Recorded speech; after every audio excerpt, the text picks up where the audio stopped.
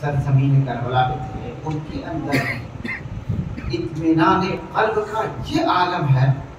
یہ شب عاشور اصحاب امام حسین کی خیموں سے تلاوت کلام اللہ، جس طرح سے شہد کی مکھیوں کی آواز آتی ہے اس طرح سے تلاوت کلام پاک کی آواز آتی ہے.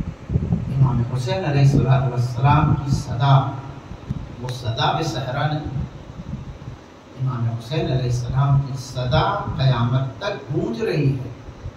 صدا صحرا یعنی ختم نہیں ہو گئی ہے، امام حسین کی آواز گونج رہی ہے. حل من ناصر ینصرنا کی صدا 10 محرم کو ختم نہیں ہو گئی ہے.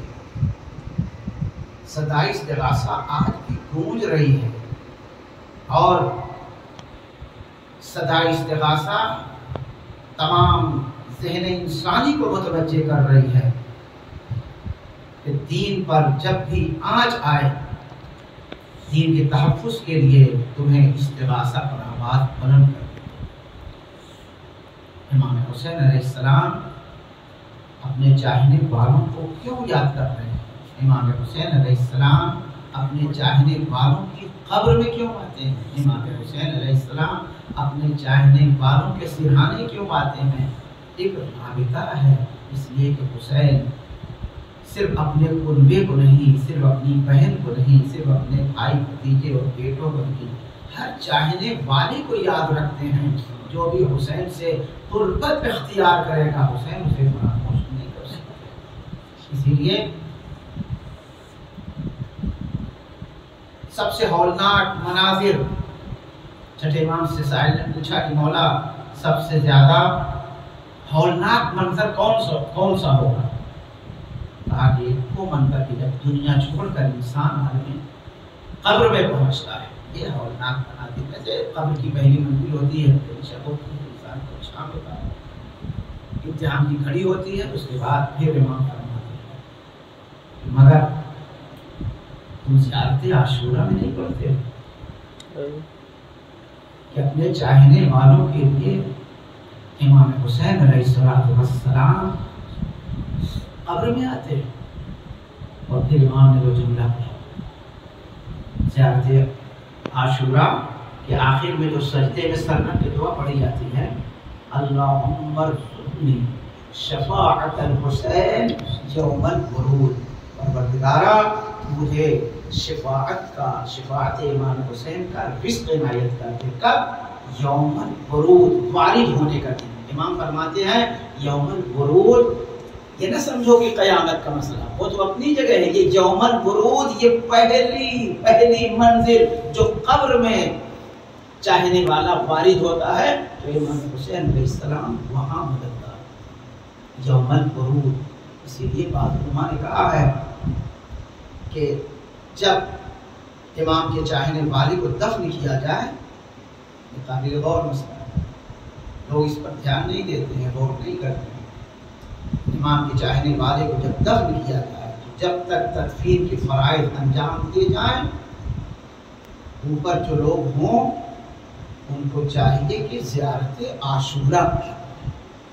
زیارت عاشورہ جب پڑھیں گے وہ تدفین کے فرائض ایک طرف، لوگ تو باتیں کرتے رہتے ہیں، لیکن زیارت عاشورہ اگر پڑھتے رہے اس کا بڑا اثر ہوتا ہے. اس لیے کہ امام حسین علیہ السلام کی مظلومیت کی یاد ہے. وہ در حقیقت قبر کی منزل میں چاہنے والا جا رہا ہے، فکر حسین، مصیبت حسین، مصائب کربلا کو وہ یاد کر رہا ہے.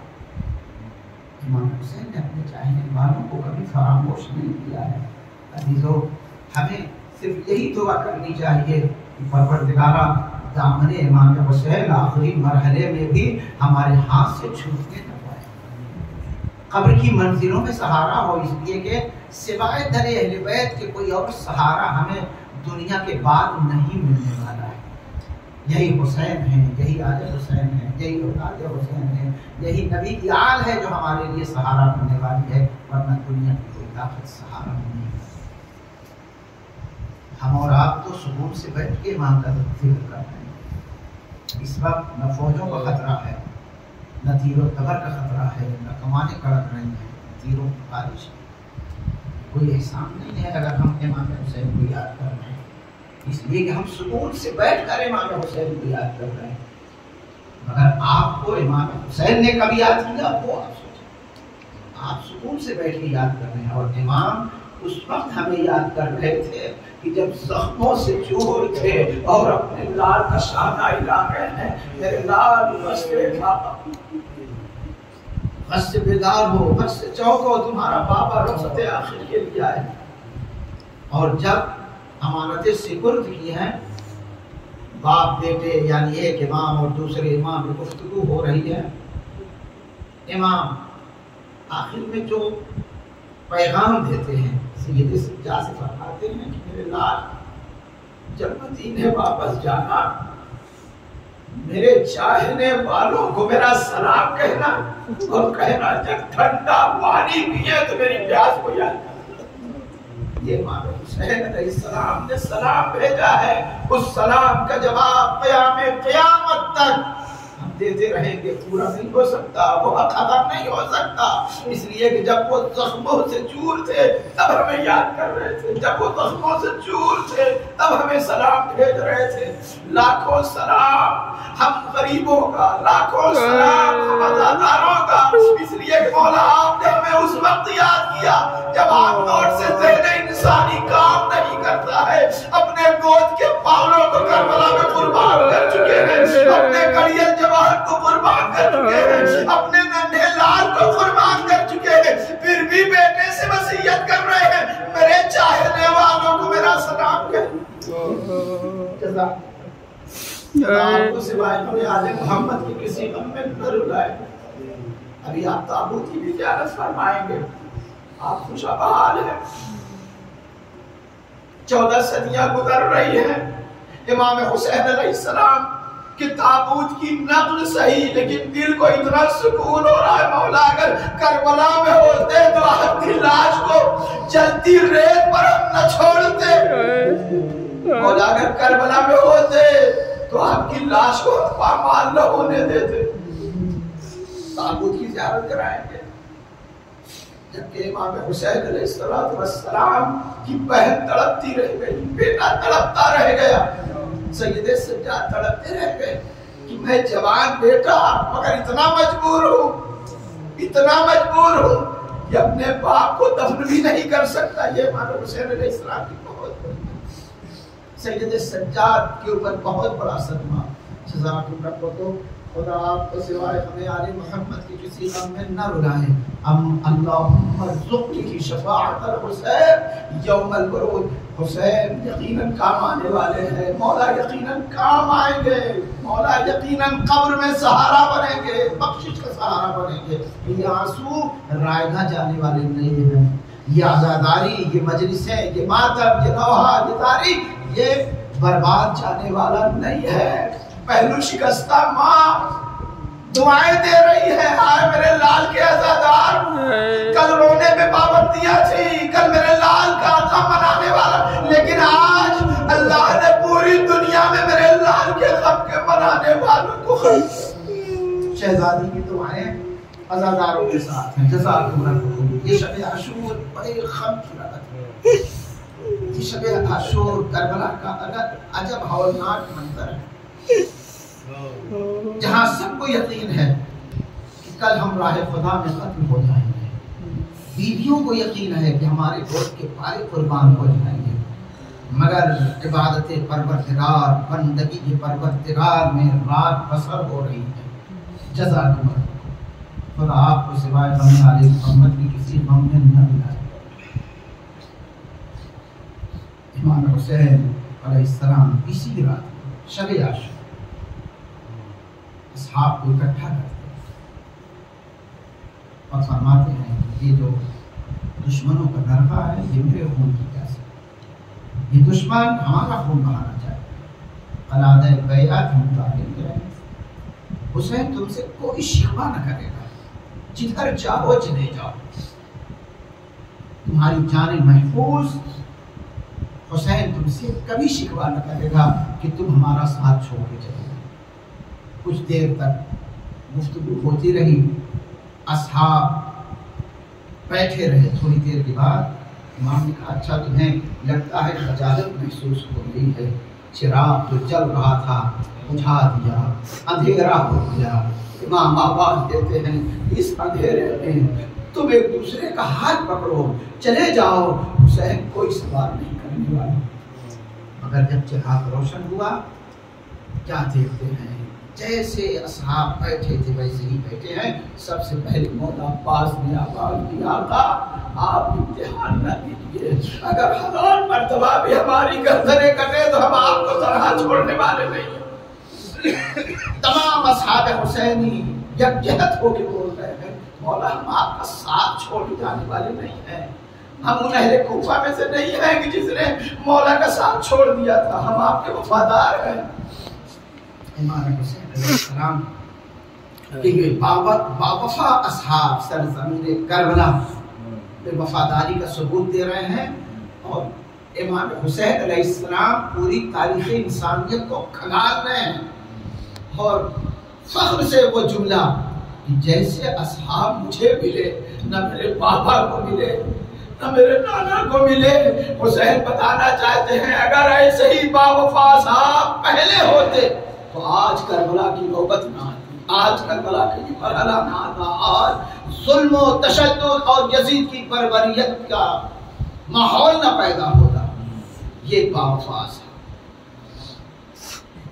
جناب زینب جب رات کے سناٹے میں اپنے خیمے سے نکل کے مولا عباس کی طرف آتی ہیں، زینب کے کان میں آواز آئی کہ عباس اپنے بھائیوں سے کچھ کہہ رہے ہیں۔ زینب اور خیمے کے قریب گئی، دیکھا کہ عباس اپنے تینوں بھائیوں سے فرما رہے ہیں اے اولاد ام البنین ہم لوگ آئے ہیں آقا حسین پہ جان قربان کرنی ہے، سب سے پہلے قربانی پیش کرنے کے لیے آمادہ رہیے، اس لیے کہ ہمیں سرخرو ہونا ہے، ہم آقا کو تنہا نہیں چھوڑ سکتے۔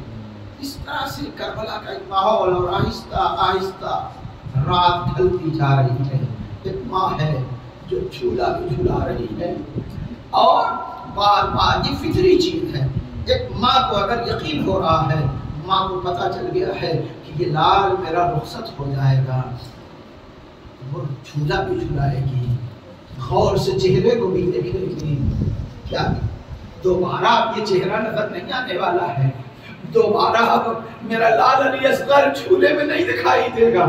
رباب ہے، جھولا بھی جھلا رہی ہیں، گریا بھی کر رہی ہیں، حسین کو یاد کر رہی ہیں، علی اصغر کو یاد کر رہی ہیں، اس لیے کہ اب یہ آخری رات ہے، اور آہستہ آہستہ صبح عاشور نمودار ہو گئی۔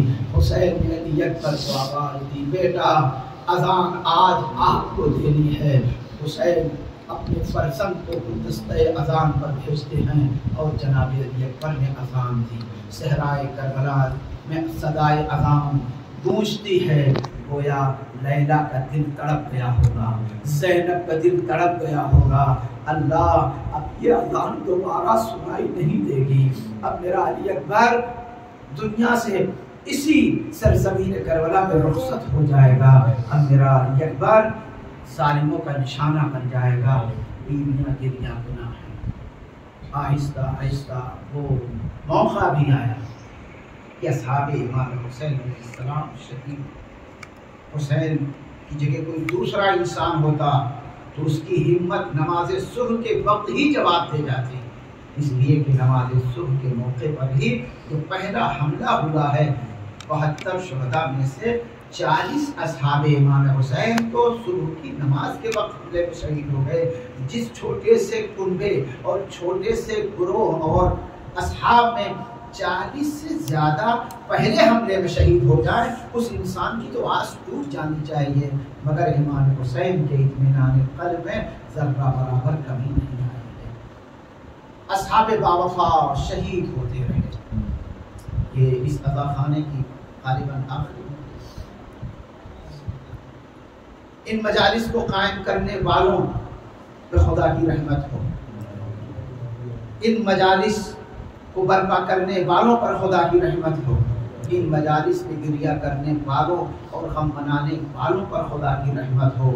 عزیزو، یہ حسین کی امانت ہے، یہ زینب کی امانت ہے، یہ امام صادق کی امانت ہے، یہ عزاداری امام حسین ہے۔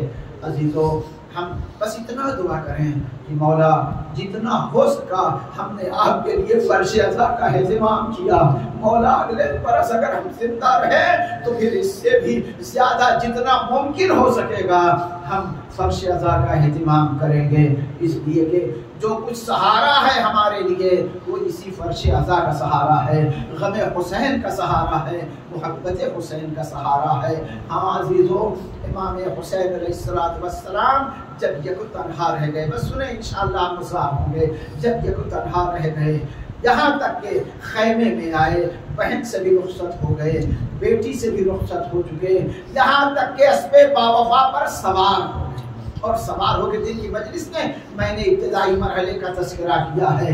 امام حسین حملہ کرتے ہیں، فوج اشقیاء دور بھاگتی ہے۔ امام حسین حملہ جب کرتے ہیں تو یہ آواز دیتے جاتے ہیں، تم نے میرے اکبر کو مارا ہے، تم نے میرے قاسم کو مارا، تم نے میرے اولو محمد کو مارا ہے۔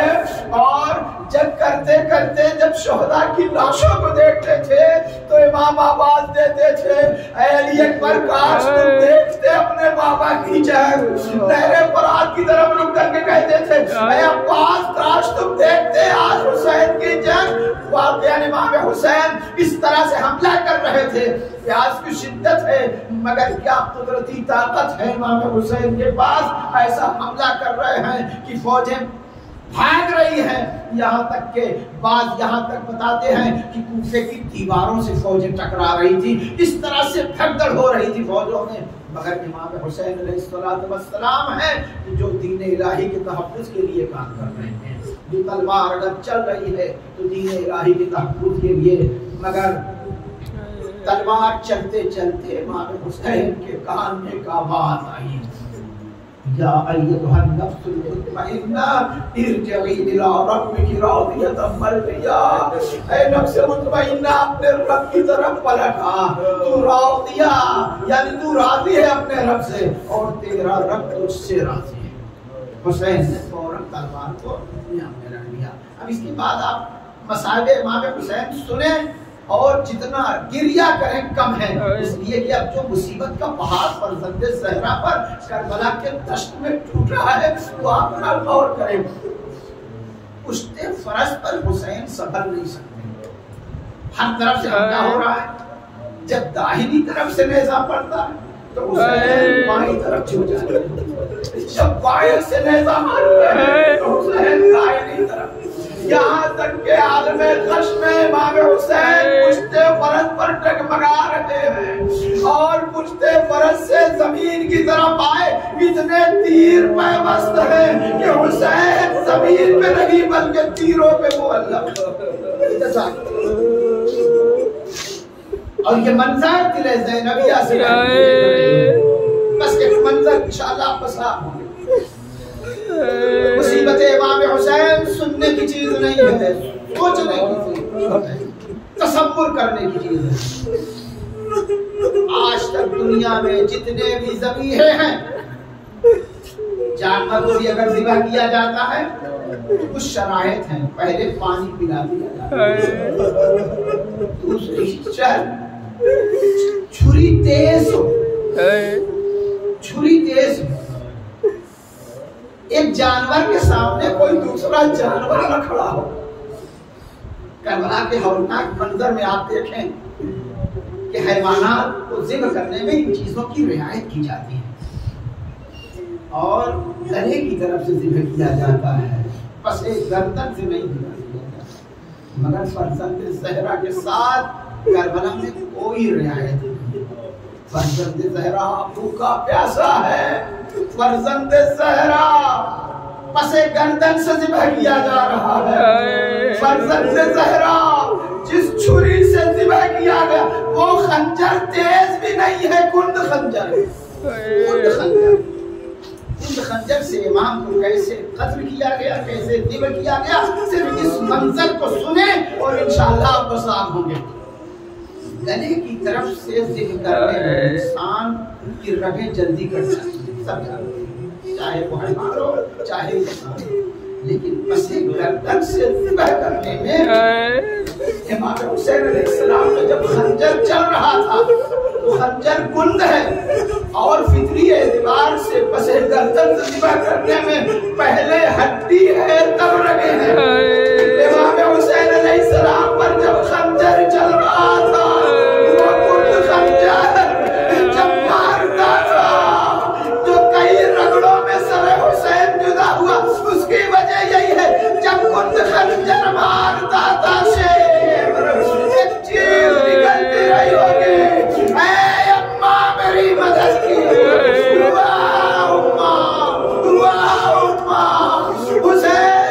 حسین کی گردن بس گردن سے جدا ہو گئی. عزاداروں کربلا میں کوہرام برپا ہو گیا.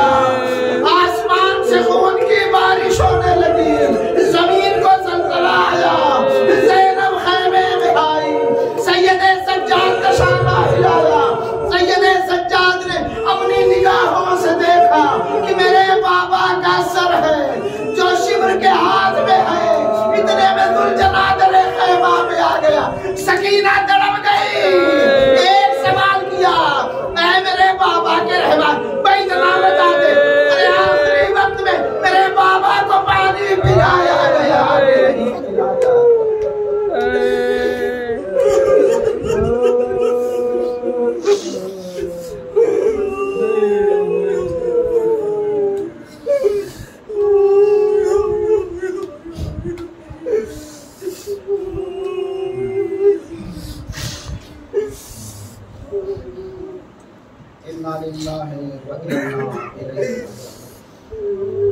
الہی بحق زہرا وعلیہا وبعلہا وبنیہا ان آواتوں میں رحمت نازل فرما.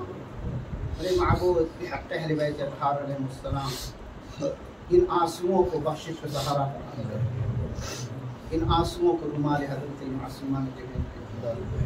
میرے معبود بحق اہل بیت اطہار علیہ السلام عزاداروں کی حفاظت فرما. میرے معبود عزاداروں کے اموال میں برکت عنایت فرما. تجارتوں میں برکت عنایت فرما. وسعت رزق عنایت فرما. توفیق عبادت عنایت فرما. قرآن حکیم کی خدمت کی توفیق عنایت فرما. میرے معبود عزادار جہاں بھی پریشان حال ہوں ان کی پریشانیوں کو دور فرما. جو مقروض ہیں ان کے قرضوں کو ادا فرما. میرے معبود تجھے اہل بیت اطہار علیہ السلام کا واسطہ عزاداروں کے اموال میں برکت عنایت فرما. زیادہ سے زیادہ توفیق فرش عزا عنایت فرما. علوم اہل بیت کی نشر و اشاعت کی توفیق عنایت فرما. خدمت دین کی توفیق عنایت فرما. تقبل منا انک انت السمیع العلیم.